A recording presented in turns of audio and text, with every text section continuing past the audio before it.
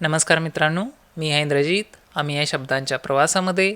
आजचा विषय आहे आत्मविश्वास. आत्मविश्वास जन्मता येत नाही आणि तो स्वभावही नाही. ती एक सवय आहे जी शिकता येते. तो कॉन्फिडेंट दिसतो असं मी म्हणतो, पण खरं सांगायचं तर आत्मविश्वासाने जन्मलेला कोणीच नाही. तो कमवावा लागतो अनुभवानी आणि चुकातून.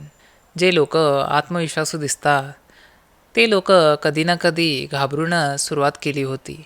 फरक इतकाच होता की भीती असतानाही त्यांनी पुढे जायचा विचार केला.